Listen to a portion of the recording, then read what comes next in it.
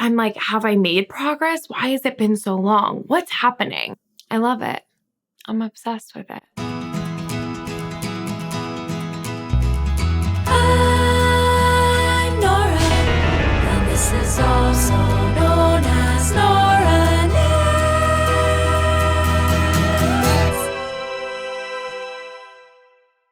Hello and welcome back to my channel.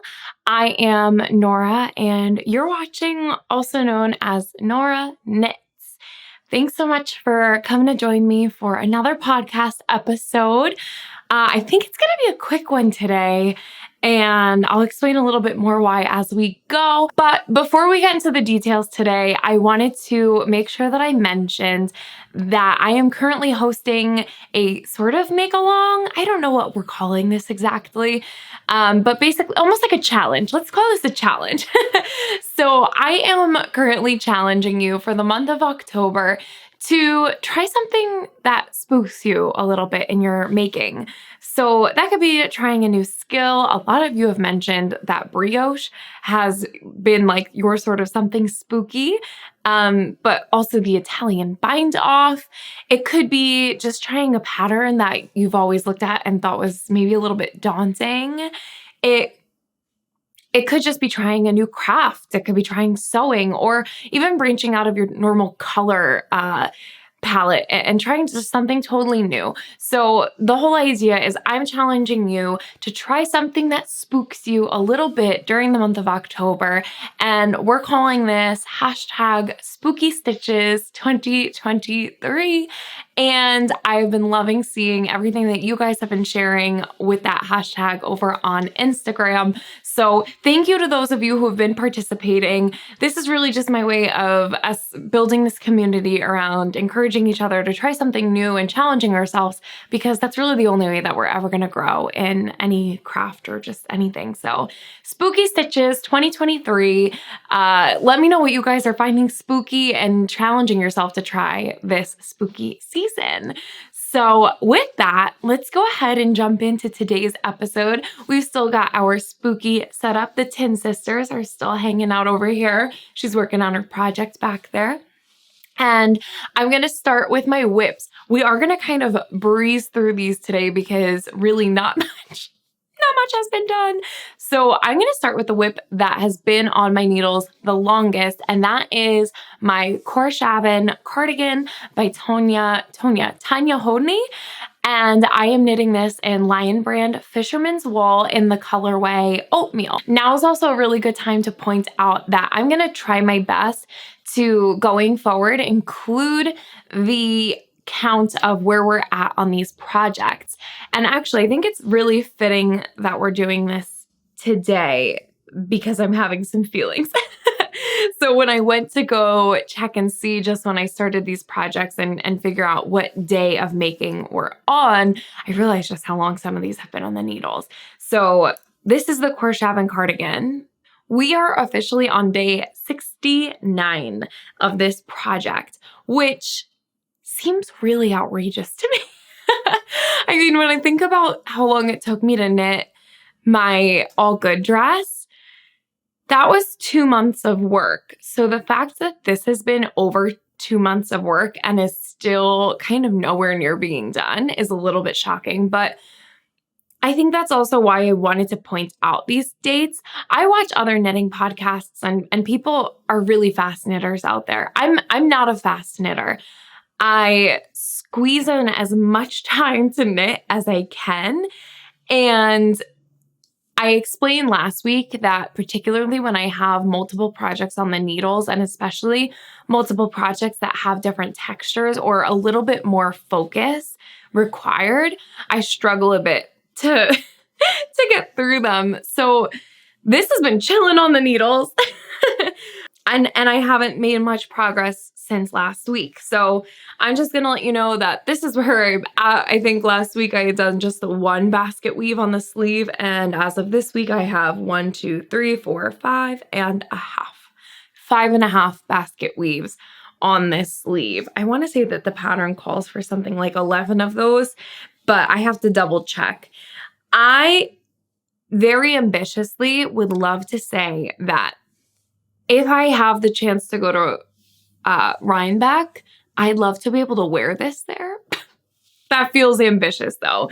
So I'm going to say right now, that's probably not going to happen, but in a perfect world, all of my whips will be off of the needles by that weekend because it's time to do something different. So still going strong on this, haven't made too much progress, and that's okay. We're on day 69, and that's all right. Someone commented that they said something like, I really enjoy watching your podcasts because it feels like I'm just hanging out with a girlfriend. And I love that. That's really the environment that I want to create here. So in like total girlfriend fashion, I'm feeling so bogged down by the fact that none of these things are getting off of my needles. But also, I'm like, have I made progress? Why has it been so long? What's happening? And it really is coming down to the amount of projects I have on the needles and the way in which my focus has shifted so greatly. I need to just focus on something, which I am. It's just not this. So she's on day 69. I hope it's not too much longer for this. I'm going to do my best to get some work on this done this week, but no guarantees. All right, let's move on. The next project that I have on the needles that has been on the needles for a good little bit is my Ranunculus by Midori Hirose, which I am knitting in Malabrigo Susurro in the colorway Frank Ochre. And I'm not even going to try this on for you guys today because I swear I might have done a row. This has been my stockinette in the round project, which is so great to have. It is so interesting how with like each week, just the ebb and flow of what kind of capacity I have for knitting really dictates the way that I work through my projects. So this week, I actually had a lot of knitting time and a lot of focused knitting time. So my stockinette project didn't get a lot of attention because when I have that focused knitting time, I was working on the Korshaven or my test knit. So stockinette. Oof, okay. BRB. If anything shifted, my mom called. Had to just take that real quick. But we're back. So yeah, I've had a lot of focused knitting time this week, and therefore that has all gone to my test knit and the Korshaven cardigan. And as much as I've been craving stockinette for the past few weeks, it just didn't get attention this week. It wasn't what I needed. So it's still here. I'm not going to bother trying it on. I've literally made like a row of progress on this. That being said, we are on day 43 of the Ranunculus project. And I am dating back to the day I originally very first cast this on. So that's not from take 1, take 2, take 3. That is from just OG pulling out the pattern and starting this knit. So I know that this particular version of my Ranunculus hasn't been on the needles for 43 days, but the project has been on my brain for 43 days. So we are making very slow progress on this. Yeah, that's kind of all I even have to say about it. I know, so lame this week. Let's move on to what's really had my full attention this week. Okay, so my top priority this week has been my Like sweater test knit. This is by Sari Nordland. And I have been working on this for 16 days. And the wild thing is, this has made the most progress, I think, in general. So where were we last week? I hadn't even connected in the round yet. I have been working on this week. Check this out, you guys. That's the back? Yeah, that was the back. We are really making progress here. So let's talk about this while I put it onto our try it on tubing and therefore commence the try it on tubing and chat. So this has been my main priority for the past week Definitely, because this test knit is due on October 18th. Now, October 18th, you need to have the body and a sleeve done. That is also the days leading up to Rhinebeck. So my goal really is to have one of these sweaters done by that weekend so that if I can get to Rhinebeck, I can wear one of them. That would be amazing. And it just feels like since I have to put all of this work into this sweater anyway, I'd love to try and get this whole sweater done by the 18th. I don't know that that's realistic, but that's gonna be my goal. I have not yet tried this on, and the reason being, in the test knit, my goal is to follow the instructions of the test knit. So there were no modifications that I would be making unless something went terribly wrong. But the idea is to follow the directions of the test knit and go from there. And I've mentioned before that, oh, no. That's never happened to me. I got too confident in our new segment and I dropped a whole bunch of stitches. One moment, please. Wow. I don't know how I managed to just pick all those back up right now. Let's get them back onto where they're supposed to be. That's so wild. I've actually never, since I've been using this try-it-on tubing, had an issue where I dropped, where the tubing slipped off. I think I was being pretty aggressive just now because I wasn't paying attention to it.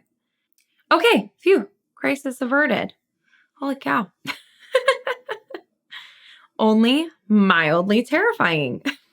Jeez.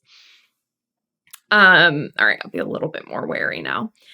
So I don't want to talk too much about the pattern while I am testing it because the reality is that so much can change and no pattern should be perfect or you shouldn't expect a pattern to be perfect. So I'm not giving it the respect that it deserves if I talk about the pattern right now. But what I did want to talk about was this is the first time that in a pattern, when it comes to discussing lengths of how to knit things, so specifically from the shoulder line to the underarm, there was no number of rows given. Instead, it's knit for X amount of inches. I thought that was really interesting. And I was trying to think of the benefits of doing that. And I've never knit a Sari Nordland pattern, so maybe if you have, you could let me know if that's typical of her patterns or if you've seen that in the pattern before. The only other explanation I could think of was maybe because of the chevron details on this pattern. It made more sense to discuss the different components of the sweater in centimeters or inches rather than rows. I'm not really sure. I just thought that was interesting and I'd never seen that in a pattern before. So I thought that was something new. Process-wise, it's, you know, as a test knit, it's fine. If I were just trying to knit through the pattern, I might find that stunts my progress a little bit when I have to whip out a tape measure, but it wasn't bad at all. The only thing that I was kind of like wary of was, you know, when I'm measuring something, my fabric was pretty curled up in the beginning, so I just wanted to make sure that I was kind of giving it a little bit of a tug, but not too much of a tug, but not stretching it out at all, but also not letting it just kind of be furling while I was trying to measure it. So that was just a new thing for me. If you've knit a pattern where you've seen that before as well, I've seen it obviously in like length, so from the underarm, and particularly in something like a stockinette sweater where it would say, you know, knit until your desired length or until it reaches X amount of inches under or past the underarm, or until you hit, you know, 3 inches before your desired length, because then you would be putting in 3 inches of ribbing. So I've seen that before, definitely. But this was the first time that I saw that in the from the shoulder line to the underarm. And more than that, specifically placing stitch markers and measuring from the stitch markers, which is a totally new thing for me. Not good, not bad, nothing, just an interesting thing that I had seen, that I'd never seen before. So that was a first for me. All right, we are on the tubes. Like I said, I haven't tried this on yet.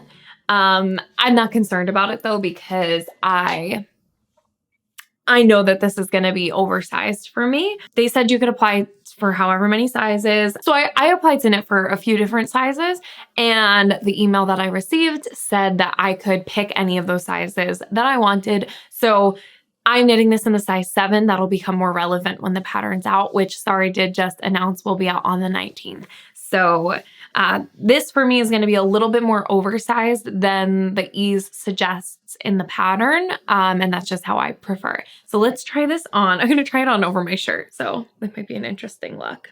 Let's see. All right, we have her on and I'm covered in alpaca fuzzies. That's going to be interesting. I think after it blocks, some of that will shed out a little bit more, but holy cow, this could actually be like a full-length sweater. So I left off last night with, I'm ready to switch to my final contrast stripe in my boucle yarn, which you guys know I'm just so excited about. So I am ready to switch to that. That's my final row of, or my final stripe and the contrast color for the body. And then, yeah, we're kind of rocking and rolling in the ribbing on the bottom, and then I can head to the sleeves and the collar. I think I will start with the sleeves first, and then when I'm kind of over that, I'll take a break and come back to the collar. But I'm happy that there's, you know, this is exactly the fit I was going for. I did reference one of my favorite store-bought sweaters for the size of this. I just knew that that was kind of the way I wanted to wear it, was the way that I wear that sweater. And so that was the ease that I was going for with this pattern. I also know, and you can kind of tell in the close-ups, that there's like a little bit of a waviness where the boucle and the where the boucle contrast, let's just call them the main color and the contrast color, where they're meeting, there's a little bit of a waviness. And what I found when I did my swatch and blocked it was that the main color really opens up and the boucle didn't open up as much, which totally makes sense because all that loopiness is just kind of hanging on to each other. And so the gauge really balanced itself out in blocking. So prior to blocking, the gauge was a little bit wonky, but after blocking, everything was where it was supposed to be. So I am not concerned about that in the least. I love it. I'm obsessed with it. I can't wait to own this. So I think I am going to try to get this done for that Rhinebeck weekend, so that if I get to go to Rhinebeck, hopefully I can wear my Like pullover. Did I say my Like pullover? My gosh, I didn't sleep much last night. So I feel like I'm all out of sorts today. But this is where we are at. I love it. Let's go ahead and take this off. Certainly, I would not wear it over top of a black shirt. And actually, I just realized this shirt kind of tends to stain things black. So hopefully that didn't affect it. I love the yarn combination for the main color. Look just how, like, it's such a light sweater. I want more of this yarn. I won't get any until I have a chance to wear this, because I have mentioned that I did find it when I had it next to skin more. I did find it to be slightly prickly, but I won't really know until it's blocked, because it really is so soft to the touch. I mean, incredibly soft. But And everyone says that with alpaca, those fibers tend to just be a little bit more prickly. So I'll decide if I want to go back for more of those cones, especially if I see them on sale. I'll certainly order them. But I have a vision for this. And actually, maybe that wouldn't even be the right yarn, but I have a vision for this to knit this sweater without the stripes. I'm mainly attracted to the stitch pattern that is happening in the main color and just how pretty that looks once it's blocked and kind of opened up. And I think it would be really beautiful to have that in a more snug sweater in black. I don't know. I have to really let that brew a little bit. But loving the yarn, loving the drapiness. It's beautiful. It really is. So I've made so much progress on this. Like, please, round of applause. Can I get a round of applause, please? I've made so much progress on this. And I really want to try and finish this entirely by October 18th. Let's see if I can make that happen. So that's all I have for the Leak pullover today. A lot of work has been done, but I really don't have too much else to say about the pattern because I want to save all of my thoughts for the pattern itself for the end of the test knit. I knew today's episode would be a bit on the lighter side, and that is a-okay. They're not always going to be the longest. There's an interesting perspective that I have now gained from sharing my work with you. There's this productivity conflict I'm having where I feel like I've done so much knitting this week. I have. Look at that Leak. That is a lot of knitting. But it's coming back to the fact that when I have 3 projects that all need so much attention still, it's really hard to get the satisfaction of feeling like I've done anything, like I've accomplished anything at all. And that's why I really want to get these projects off of my needles. I kind of want a clean slate. So that's still my goal. I'm still just trying to get through these projects. And that's part of why I'm kind of challenging myself to try and get them as close to done by that Rhinebeck weekend. I don't think that's feasible at all. But I'm just keeping that in the back of my head to sort of push me to get closer and closer to finishing because it would feel so good to get one done. And then if I can get to Rhinebeck, I could wear one. That'd be really great. So that's my goal right now. I did have a chance this week to get out to the thrift stores. I've mentioned before that I really love thrifting for yarn. Some of you have asked how I got into thrifting for yarn. And it's kind of funny because I didn't get into it. I've always loved thrifting, and there was a natural progression when I got into knitting that I would look for yarn at the thrift store. And I've been incredibly successful in my search. I shared with you that the boucle yarn that I'm using for my Leak pullover, there's actually 2 types of boucle in that sweater, and both of those were thrifted on cones with an incredible value. And I've had a couple of finds this week. Let me know if a stash tour of thrifted yarn is something you'd be interested in. I've been very successful. And one of my favorite things to do is find that thrifted yarn and then get it home and sort of search like the value of the yarn and then find out what the savings were. And so I have all sorts of little notes in my phone of different yarns that I found and how much I found them for and how much they would have been if I know exactly what they are. And I don't know, I find that to be really fun. So let me know if that's something that you guys would be interested in seeing more of. I'd be really happy to share that. And I thought that I would share with you today a tip that I have for thrifting yarn. And it's not anything remarkable. The thing with thrifting yarn is you're only going to have a great find 1 out of 10 times. So as frequently as you can stop in and check for yarn, the more likely you are to have great finds. So personally, I know where all of my local, I say thrift stores, it's Goodwill. That's really all I have. I also have found yarn at my local Habitat for Humanity restore. So I love to stop in there and check for yarn. But basically, the more frequently you can stop in and just check, the more likely you are to have good finds.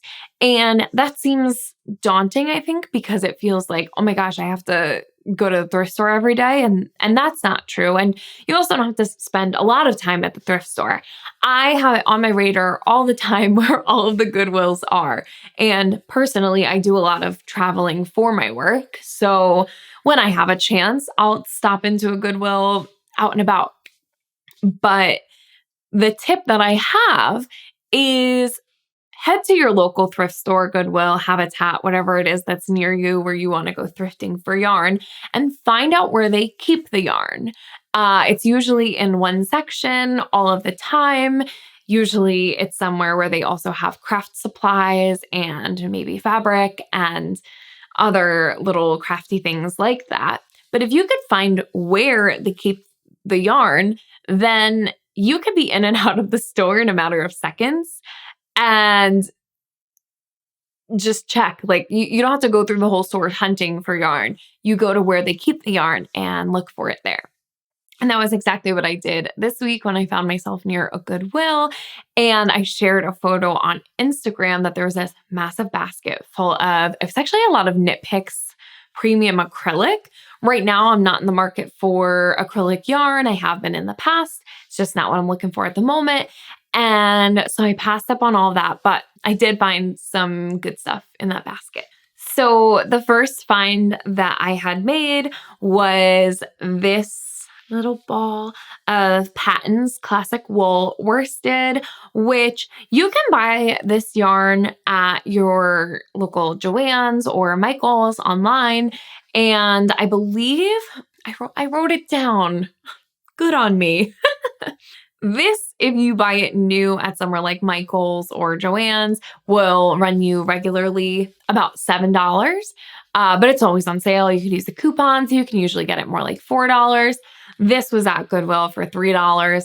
And I just couldn't pass it up. I've used this yarn before to knit, or not knit. I used it to crochet mittens for everyone for Christmas last year. And I just really enjoyed working with it. So this looks like it's their older packaging. They have a newer packaging now, but it was just this really great gray color. It's called Dark Gray Mix.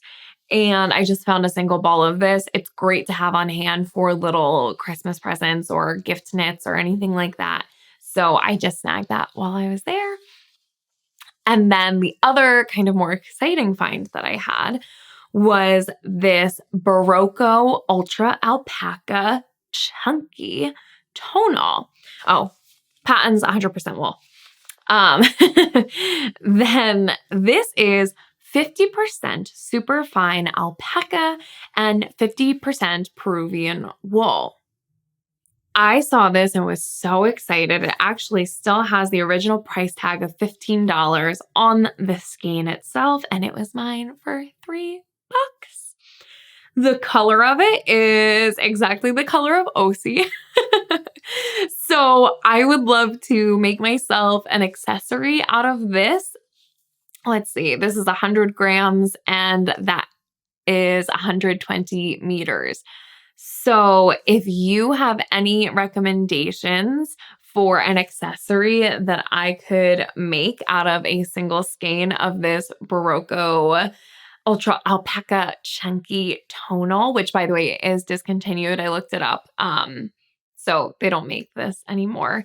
And is there a colorway? The color is just a number, so nothing exciting. But if you have a recommendation for an accessory or something that I could knit for myself so that I can match my wee baby Osi, I'd love to hear what you guys think I should make out of this. I just thought this was such a good find. It's really soft and squishy, and I haven't knit with anything this bulky, so I just could not pass this up for $3. Such a great find. So these were my Goodwill finds this week. However, if I was looking for acrylic yarn, I could have come home with an entire blankets quantity. And maybe I should have, but I was practicing a lot of self-control in that store. All right, you guys. I knew that this would be a quick one today. I hope that that's okay with you. I always will do my best to give you as much detail about my projects as possible, but it was just a little bit more difficult this week because the 2 knits that I have that aren't test knits didn't get a lot of progress. And my one test knit that did, I don't want to share too much about the pattern yet. However, I am comfortable with sharing that Sorry Nordland has announced the pattern will be out on October 19th for the Like pullover. So that's going to be just a couple days before Rhinebeck.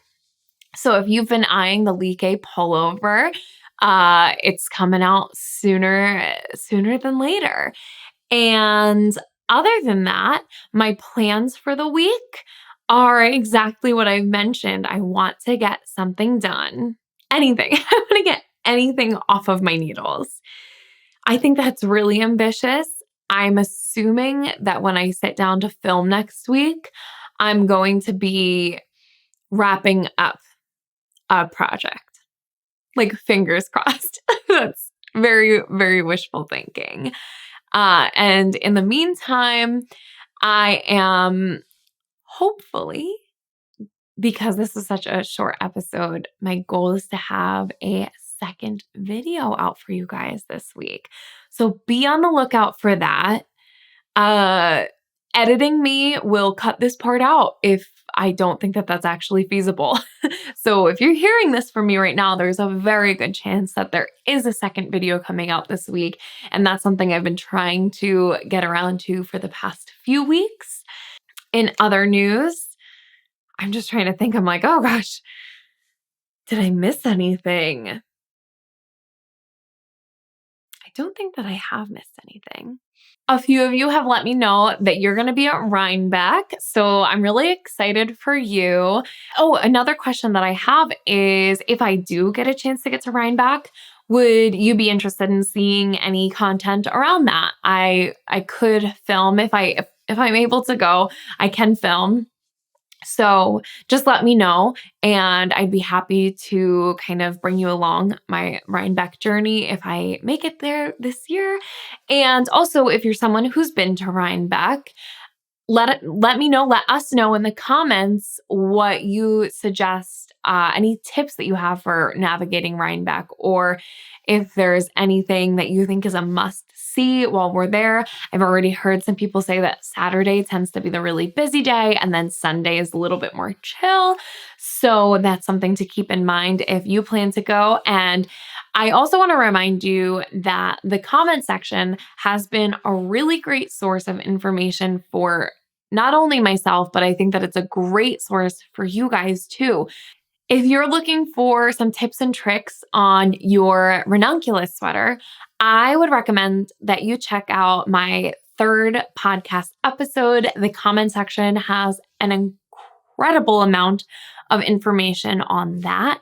And so I just wanted to point that out because you guys have been really helpful in that comment section, helping me, helping other people. And I think it's a really great resource to have. So thank you so much for that.